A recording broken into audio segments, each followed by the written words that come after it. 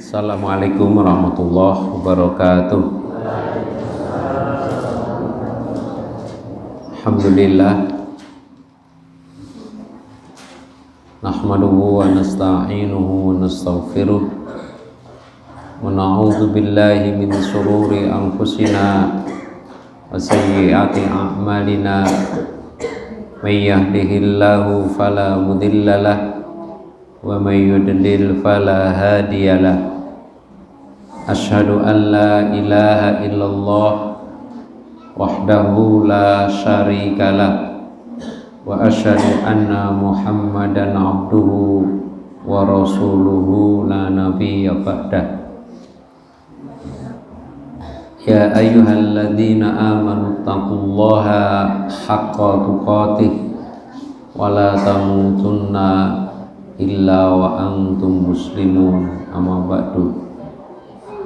Mufaffidin, jamaah yang berbahagia, sepantasnya lah pada kesempatan yang penuh dengan kebahagiaan ini kita panjatkan puji syukur kehadirat ilahi Rabbi Allah subhanahu wa ta'ala atas perkenannya melimpahkan nikmat kepada kita. Semoga apa yang kita lakukan ini menjadikan bentuk syukur atas nikmat yang Allah berikan kepada kita, dan semoga usaha lahir kita ini akan membuahkan satu nilai hasanah di sisi Allah, dan Allah berkenan memberikan ilmu yang bermanfaat kepada kita. Amin. Fahfidin, Bapak Ibu jamaah yang berbahagia, malam hari ini nanti kita akan lanjutkan pelajaran tafsir kita surah Al-Balad ayat yang ke-11 insyaallah, dan mari kita tilawah terlebih dahulu seperti biasanya. A'udzu billahi minasy syaithanir rajim. A'udzu billahi minasy syaithanir rajim. Bismillahirrahmanirrahim.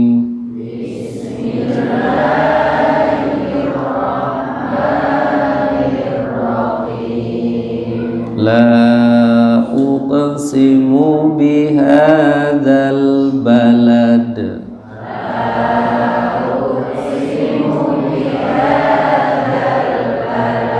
Wa anta hillum bihadzal balad.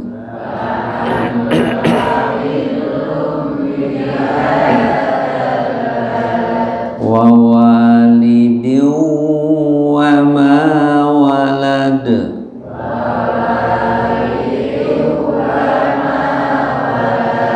Laqad khalaqnal insana fi kabad.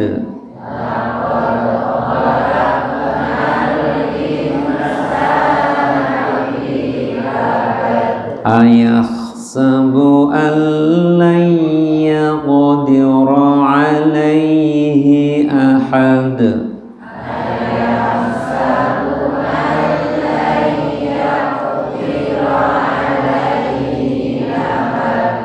Yaqulu ahlaktu malan lubada.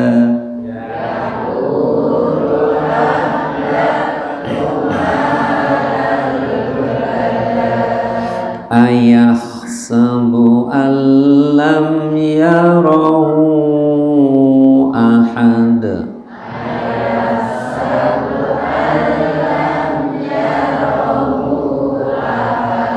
Alam naj'al lahu 'ainain. Alam naj'al lahu 'ainain. lisanan wa syafatain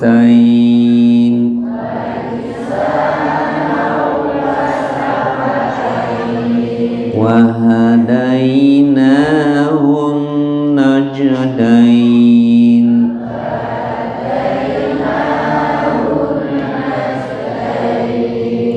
falaqtahamal aqabah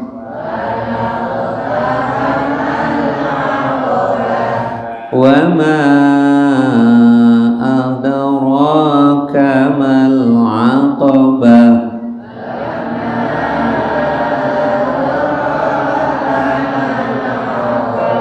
fakku raqabah au it'amu fi yawmin dhi masghabah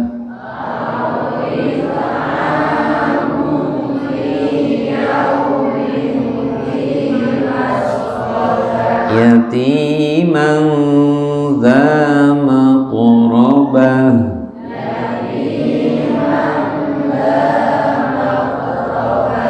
au miskinan dha matrabah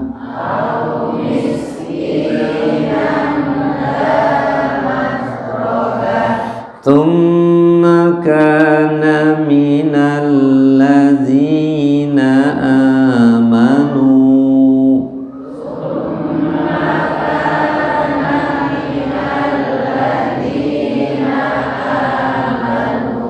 wa tawassaw bis sabri wa tawassaw bil marhamah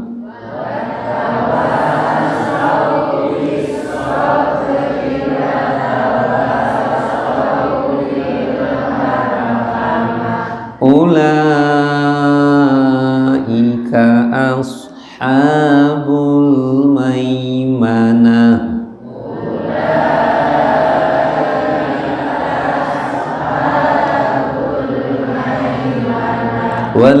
wallazina kafaru bi ayatina hum ashabul mash'amah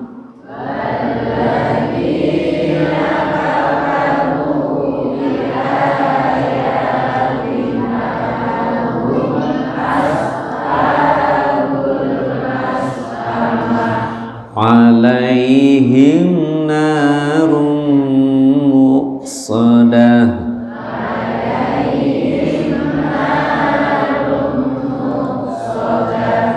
Alhamdulillah, Bapak Ibu jamaah yang berbahagia,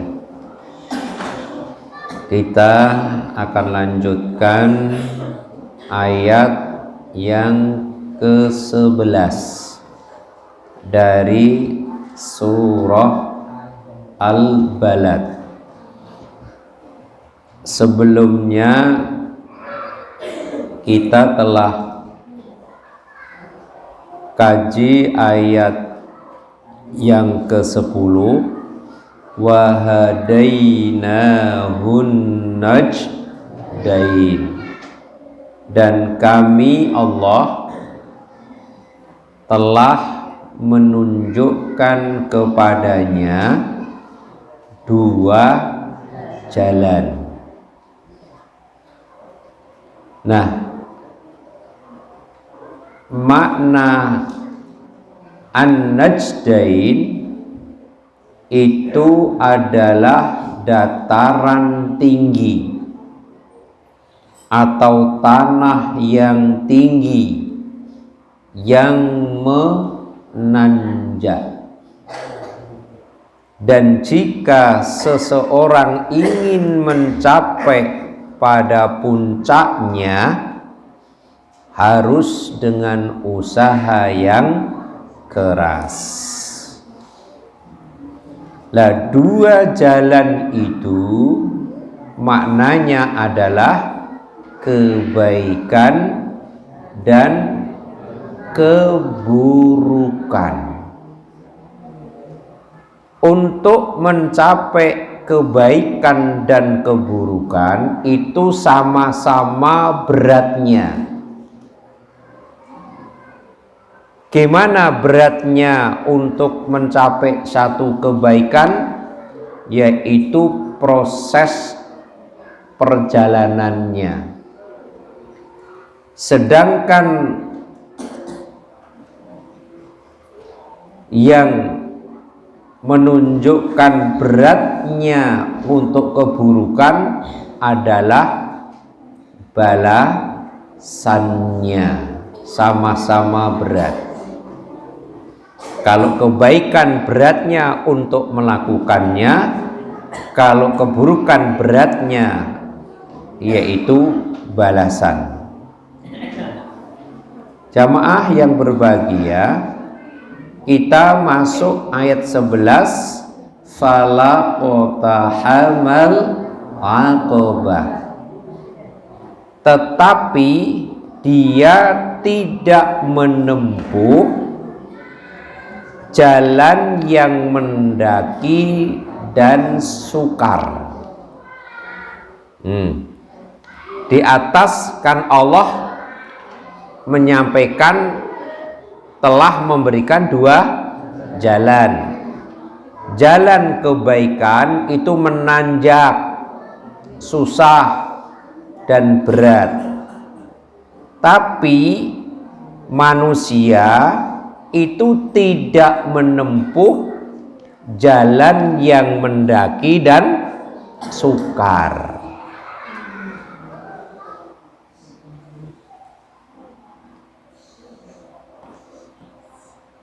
Ibnu Katsir menyampaikan apa penjelasan masalah al-aqabah.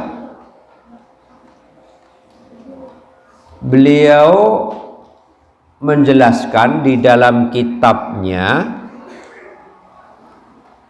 al-aqabah itu berarti kesulitan yang teramat lagi menyusahkan.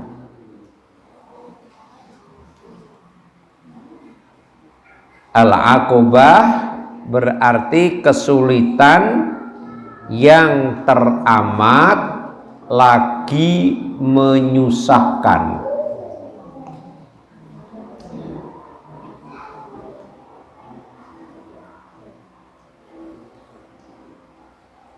Sedangkan oleh Ibnu Zaid, beliau mengatakan al-aqabah itu adalah jalan yang di dalamnya terdapat keselamatan dan kebahagiaan. Meskipun itu sulit, meskipun itu susah karena mendaki, tapi sebenarnya itu adalah terdapat keselamatan dan kebaikan. Tapi manusia tidak menempuh jalan yang dimaksud.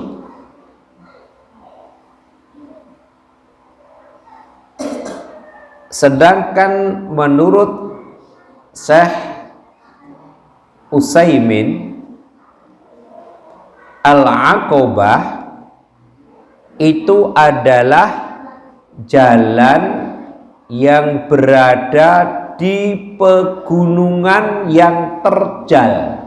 Di gambaran dari beliau itu jalan yang berada di pegunungan yang terjal. Terjal itu apa?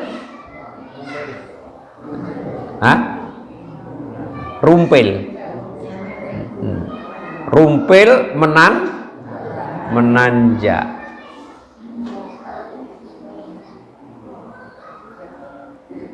Tapi sebenarnya itu nanti akan membuahkan apa? Keselamatan dan kebaikan. Berarti berat untuk menempuh keselamatan, untuk menempuh kebaikan adalah berat. Maka digambarkan yaitu jalan yang berada di pegunungan yang terjal, sulit memang. Ya pengen selamat mestinya ya harus seperti itu jalan yang dilalui. Tapi dalam ayat ini dia tidak menempuh jalan yang itu. Karena apa? Bayangannya adalah di pegunungan yang terjal, maka tidak mau menempuhnya. Padahal itu jalan yang akan mendatangkan satu keselamatan dan kebaikan. Nah tentunya kata beliau, karena itu gambarannya jalan yang berada di pegunungan yang terjal, maka untuk melintasi jalan yang seperti itu menyusahkan diri, berat, abot.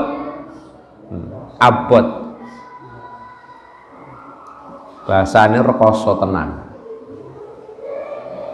Tidak mungkin bisa dilampaui dan melakukannya kecuali yang mempunyai niat yang jujur dalam melampaui jalur sukar tersebut. Jadi dibutuhkan satu kejujuran, satu semangat, kesungguhan untuk menempuh jalan yang susah, tinggi, di pegunungan yang terjal, tapi justru di balik itu nanti akan memperoleh satu keselamatan dan kebaikan.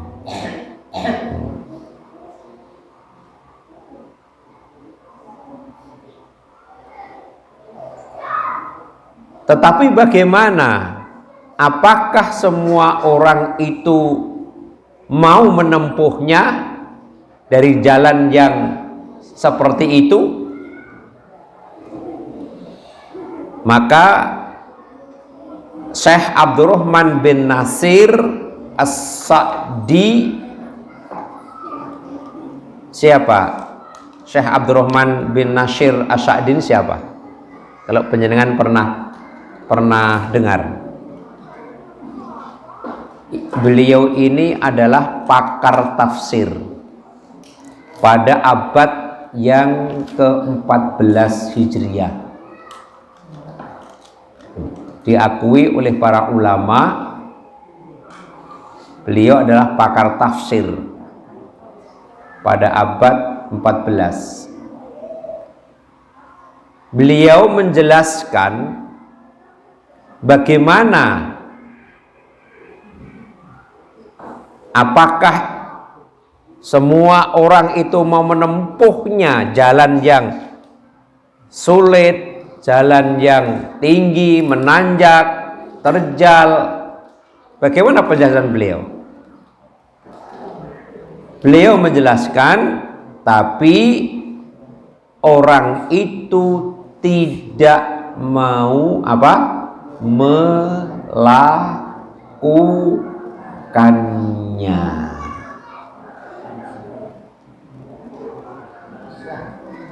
Tidak mau untuk melakukannya. Jadi orang pengen selamat, orang pengen mendapatkan kebaikan, itu penuh dengan perjuangan mestinya. Penuh dengan perjuangan. Tapi rata-rata manusia, nafsu manusia disuruh untuk rekoso, disuruh untuk melakukan yang berat seperti itu, nafsu bagaimana? Berat rasanya.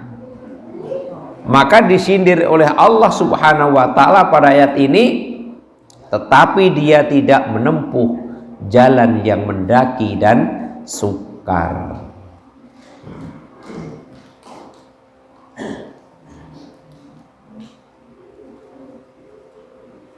Tidak melakukannya, kata beliau, tetapi dia tiada menempuh jalan yang mendaki lagi sukar, yaitu menempuh dan menyeberanginya. Tidak itu dilakukan. Mengapa? Karena ia mengikuti hawa nafsunya.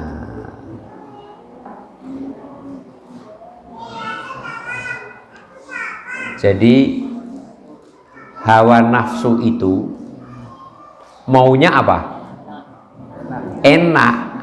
Nah, maunya serba enak.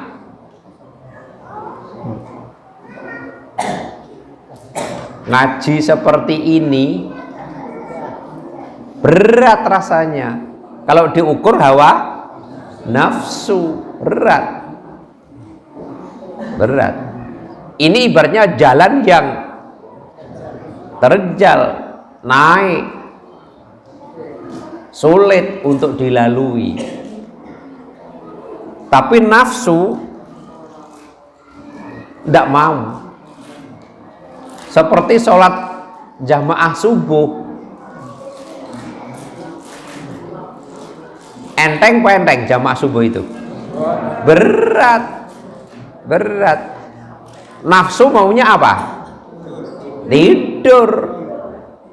Iya, itu jalan yang terjal, berat rasanya. Dari sisi hawanya apa? Dingin. Dari sisi situasinya ngantuk, apalagi tidurnya agak larut malam, suasana fisik lemah, payah. Kok disuruh bangun untuk berangkat ke masjid, sholat subuh berjamaah, berat rasanya, berat. Itulah hawa nafsu. Inna nafsa la ammaratum bisu. Itulah nafsu, karena mengikuti hawa nafsu.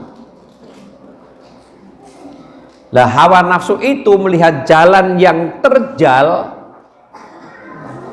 menanjak, itu terasa sangat berat.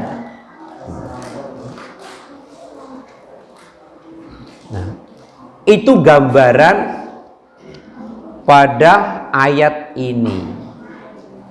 Jadi tidak semua orang itu mau menempuh jalan yang terjal itu. Lah mestinya harus bagaimana? Harus bagaimana mestinya? Maka Syekh Profesor Dr. Sholih bin Fauzan Al-Fauzan, beliau anggota Lajnah Daimah Komite Fatwa Majelis Ulama di Kedutaan Saudi Arabia sana. Ini beliau ini mestinya harus bagaimana ketika Allah berikan jalan yang tinggi menanjak, sulit untuk dilalui, mesti harus bagaimana? Nah, setelah Allah menganugerahkan kepadanya berbagai kenikmatan dunia, nah, ayat di atas itu membicarakan tentang berbagai macam kenikmatan yang Allah berikan kepada manusia. Coba dilihat betapa banyak nikmat yang Allah berikan.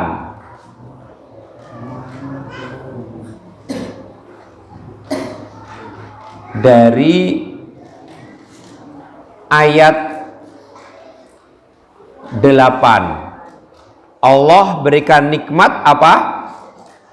Sepasang mata. Alam naj'al lahu ainain. Sepasang mata.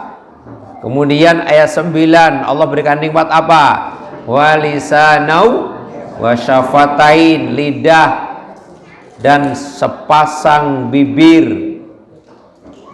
Dan ayat di atasnya lagi apa? Harta yang banyak. Harta yang banyak. Itu beberapa nikmat yang Allah berikan kepadanya.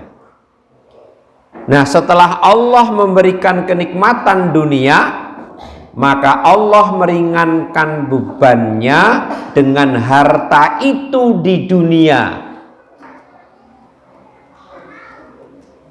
dan menjelaskan kepadanya jalan yang benar dan jalan yang sesat.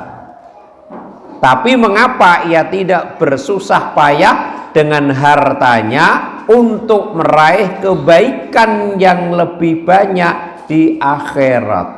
Jadi menggambarkan Allah telah memberikan harta yang cukup banyak, tapi justru dengan hartanya itu tidak digunakan untuk meraih kebaikan yang lebih banyak di mana?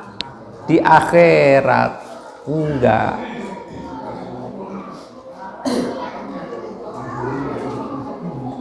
Justru dikisahkan dia itu menghambur-hamburkan harta, tidak di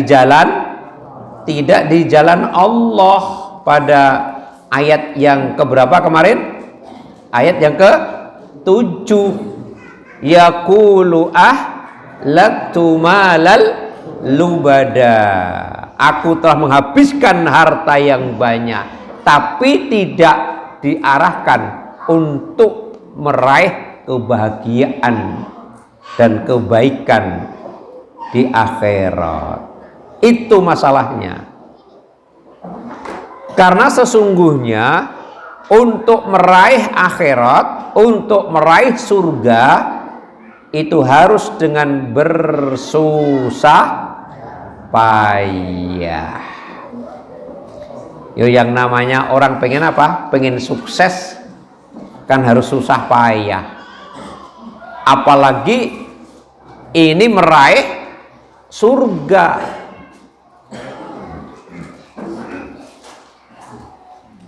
Maka diperlukan satu perjuangan dalam kebaikan.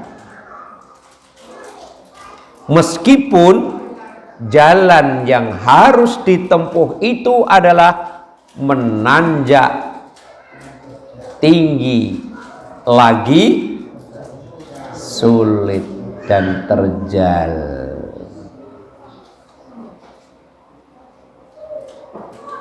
Tapi sebaliknya, untuk meraih apa? Neraka tidak memerlukan apa? Perjuangan, tidak perlu susah payah. Lah, orang itu senangnya yang mana? Yang tidak susah payah, tapi berat nanti apa? Akibatnya apa? Neraka. Tapi ketika meraih satu kebaikan berat prosesnya, tapi nanti akan mendapatkan satu kebahagiaan. Nah, hal ini sebagaimana disabdakan oleh Rasulullah Shallallahu Alaihi Wasallam, sebuah hadis yang diriwayatkan oleh Imam Muslim, dan ini sangat populer di telinga kita. Apa? Khuffatil jannatu bil makarih. Saya dengar kan? Khuffatil jannatu bil makarih. Terus wa huffatin naru bish syahawat. Ini sering dengar mestinya ini. Huffatil jannah bil makarih. Surga itu diliputi apa? Perkara-perkara yang dibenci oleh nafsu. Jadi surga itu diliputi, dipagari perkara-perkara yang dibenci oleh nafsu. Dan itu nyata. Itu nyata. Nafsu itu untuk melakukan satu kebaikan berat rasanya. Karena memang itu arah untuk menuju surga, itu pagarnya.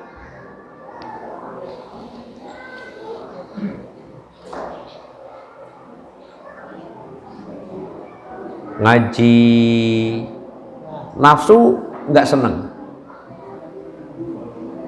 sholat jamaah nggak seneng, infak sedekah berat rasanya, apalagi dihiasi oleh setan. Kalau nanti kamu infak, kamu sedekah, kamu akan miskin nanti kan. Tapi sebaliknya, wa huffatin naru bisyahawat. Neraka itu diliputi perkara-perkara yang disukai oleh syahwat. Wes weneke nafsu ki mung pengin perkara-perkara yang menyenangkan, menghindari sesuatu yang menyusahkan, semaunya sendiri, ya itulah syahwat. Itulah syahwat. Mula nek ditari kalau ukuran syahwat podo-podo linggih nek kini ki karo linggih neng ngomah, neng dalan, neng latar, ngono menak ning ndi? Iya, linggih neng kene. Ait bareng isak tekan jam 09.00 dadak mikir bawa Quran. Nah, itu tapi syahwat enak, wes lepas baju di nglatar jereng.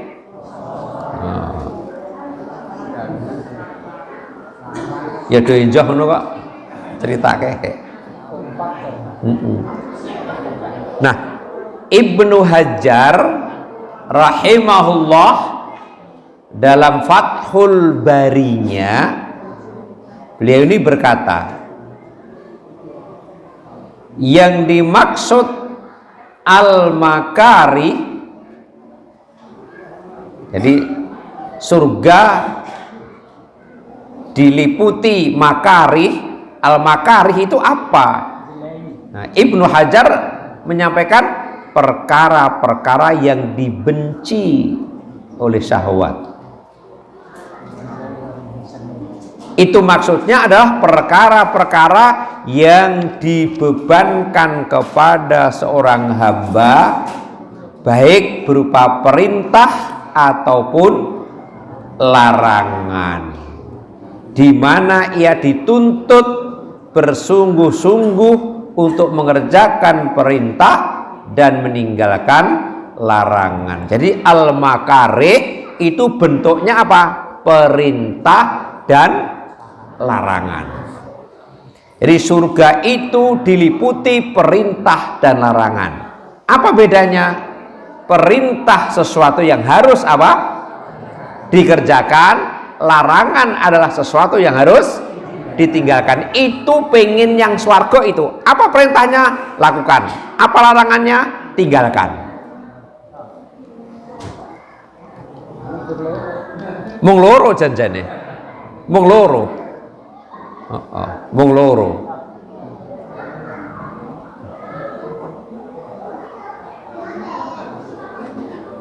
Hanya dua, perintah dan larangan.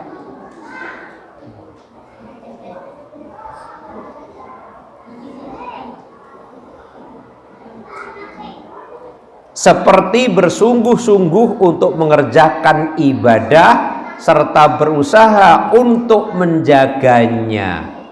Nah, perintah melakukan ibadah dan menjaganya. Apa ini? Berat loh. Ibadah dan menjaga ibadah. Biar apa? Istiqomah. Orang mau ibadah bar setelah mikir seumbenah, enggak, istiqomah itu perintah. Pada sesuatu sing sifatnya menjaga itu berat. Menjaga itu sesuatu yang berat.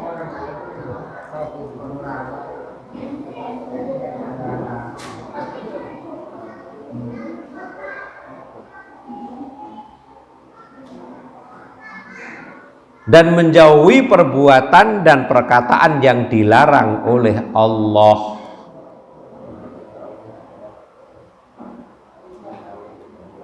Nah, berarti untuk meraih kenikmatan surga itu membutuhkan kesabaran yang ekstra. Ekstra gitu. Jadi memerlukan kesabaran yang ekstra.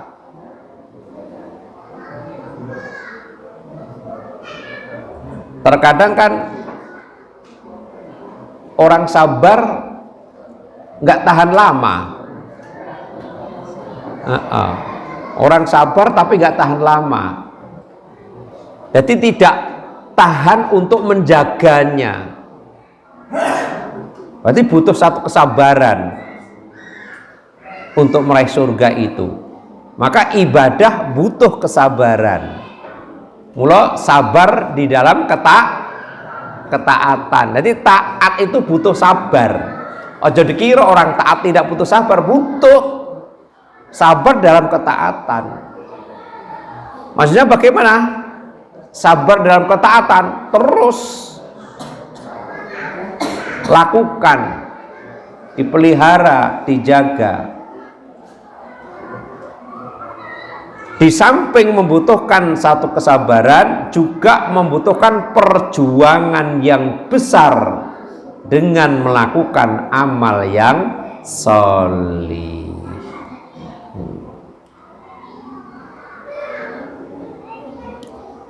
Jamaah yang berbahagia, Syekh Utsaimin menjelaskan juga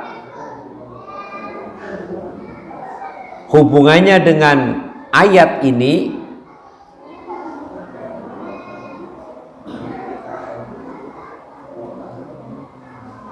Yang dimaksud dengan falaqtahamal aqobah,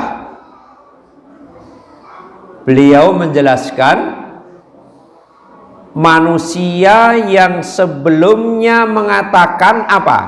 Ahlaktu malal lubada, aku telah menghabiskan hartaku yang banyak, tapi untuk mengikuti apa? Hawa nafsunya. Maka disinggung di situ falaqtahamal aqobah, maka tidaklah sebaiknya dengan harta itu ia menempuh jalan yang mendaki lagi sukar. Mestinya harus begitu. Dengan nikmat harta harus digunakan untuk menempuh jalan yang mendaki lagi sukar. Tapi nyatanya apa? Justru malah dia menghambur-hamburkan hartanya sesuai dengan kehendak hawa nafsunya. Allah telah menganugerahkan itu semua kepada manusia. Semuanya berikan kepada manusia. Tetapi mengapa dia tidak mau menempuh jalan,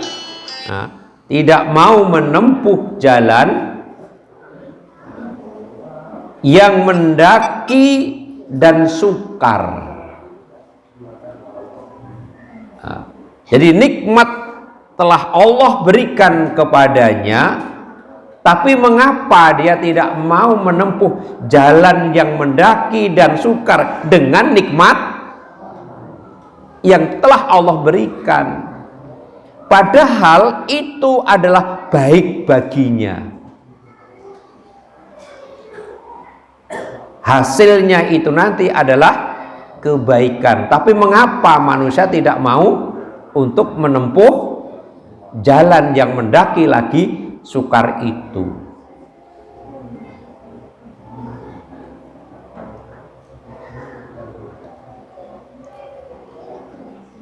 Melakukan kebaikan tidak jarang memerlukan perjuangan dan kesabaran. Jadi melakukan kebaikan itu harus dengan perjuangan dan kesabaran. Dan itulah memang kehidupan apa? Kehidupan dunia. Semuanya merasa berat. Dan kesabaran itulah yang sangat dibutuhkan. Ya, coba dilihat pada surah Fusilat. Surah Fusilat. Surah Fusilat. Ayat 34 dan 35. Surah Fusilat 34 dan 35. Bismillah.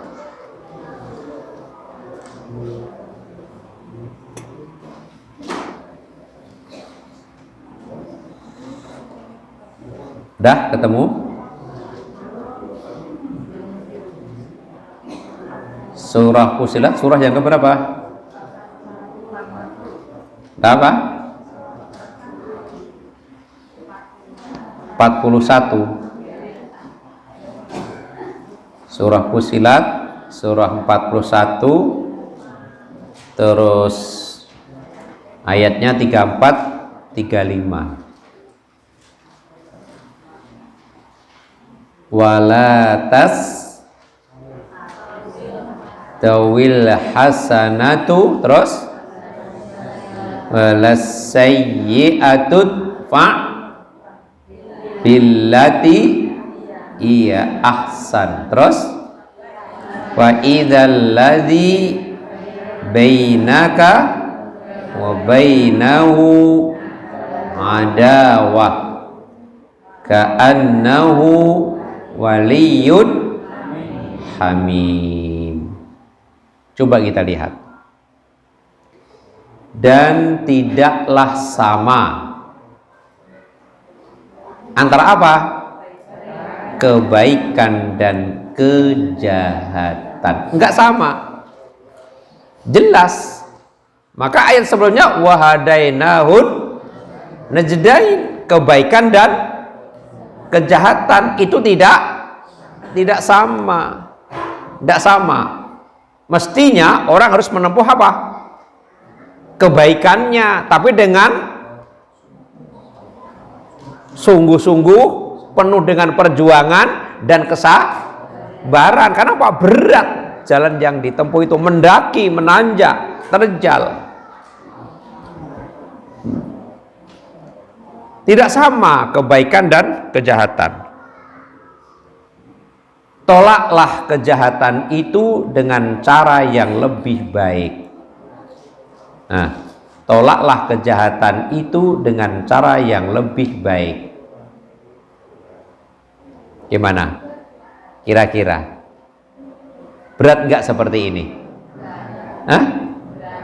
Menolak kejahatan dengan yang baik berat apa berat? Berat. Kita diberi satu kejahatan, tapi kita membalasnya dengan kebaikan. Berat kan? Berat.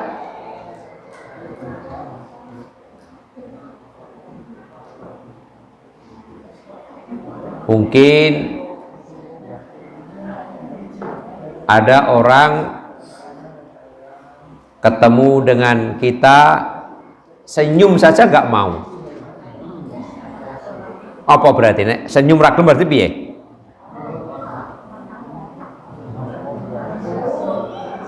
Cemberut. Cemberut. Dia cemberut, tapi kita disuruh untuk senyum. Piye? Hah? Piye? Berat gak? Dia kalau ketemu berpaling. Berpaling itu bahasa Jawanya apa? Melengos. Tapi kita berusaha untuk apa? Mendekat. Piye? Gelem? Gelem toh?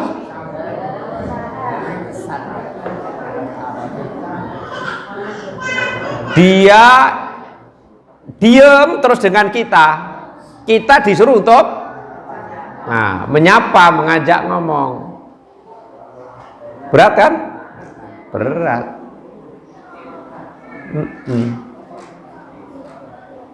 Jadi kita harus melakukan satu kebaikan. Karena apa? Kebaikan kejahatan tidak sama. Kalau kita mendapatkan kejahatan terus kita mengimbangi, ya podo wae. Padahal kalau kita melakukan satu kebaikan nggak sama, derajatnya nggak sama. Baik dengan jahat tetap berbeda. Nah, tapi untuk melakukan kebaikan itu tidak mudah. Pemerintah takoni, kowe nek petuk karo karek ya meneng kowe ngopo? Wong dhek karo aku yo. Nah, ngono to? Nah, ngono kuwi ngukure ngono kuwi. Lah terus wis ben ya ta. Buyah ngono to. Buyah. Asedil. Dil dadi banyu mah. Nyamuk dadi godhong mah. Ngwek dadi kasur mah.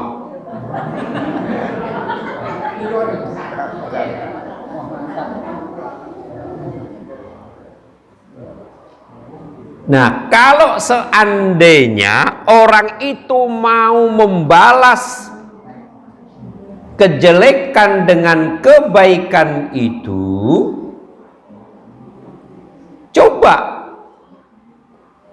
teruskan ayat itu. Apa yang akan terjadi?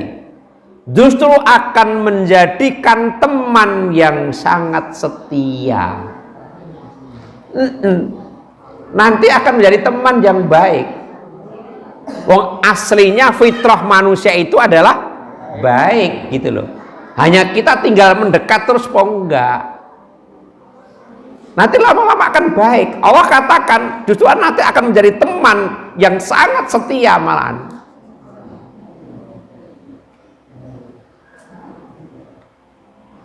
Coba kalau dia pelit terus kita mau lomo, coba itu dipraktekkan. Wong kok peliter aja mak, coba dilomani loh. Nanti akan menjadi baik. Ora tau jajake, jajakno terus.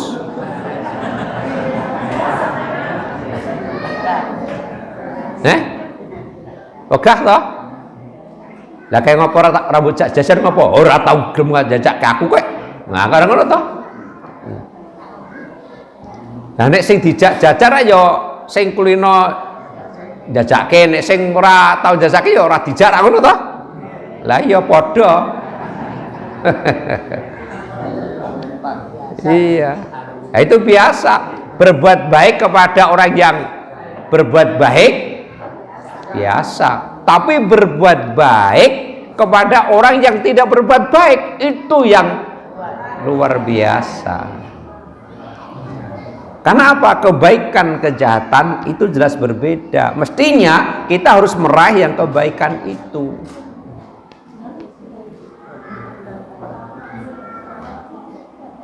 Nah, kemudian yang ayat 35, wa ma yulaqaha illalladzina sabaru wa ma yulaqaha illa dzu hazzin azim. Sifat yang baik itu tidak dianugerahkan melainkan kepada orang-orang yang sabar. Loh, iya kan? Jadi kebaikan itu ora bakal dikeke kajaba nyangene wong sing sabar.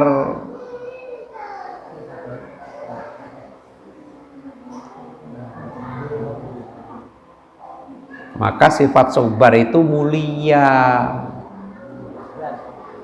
dan berat. Sabar itu tetap dia berada pada posisi yang baik.